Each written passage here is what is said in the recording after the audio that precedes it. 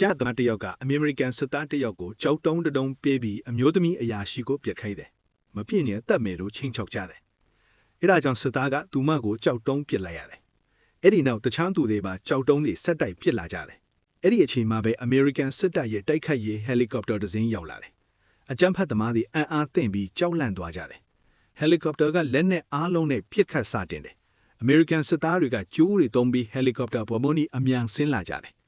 အကြမ်းဖက်သမားတွေကလူမိသားစုတွေကိုခေါ်ဆောင်ပြီးထွက်ပြေးကြတယ်။ American ဘက်ကအမျိုးသမီးအရာရှိကိုကယ်တင်ပြီး helicopter ပေါ်တင်ပေးလိုက်တယ်။ဒါပေမဲ့အဲ့ဒီခဏမှာပဲအကြမ်းဖက်သမားတယောက်က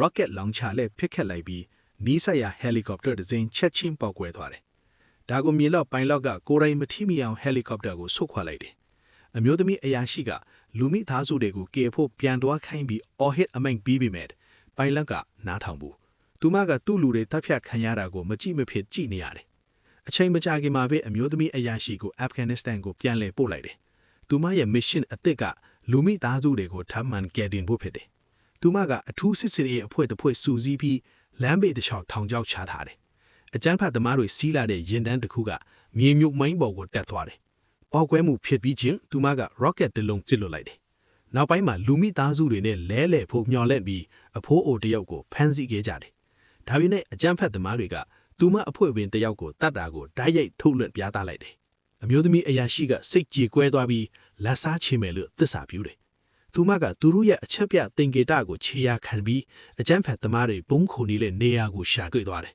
။ဒေသခံရွာသားတို့အယောင်ဆောင်ပြီးဝင်ရောက်က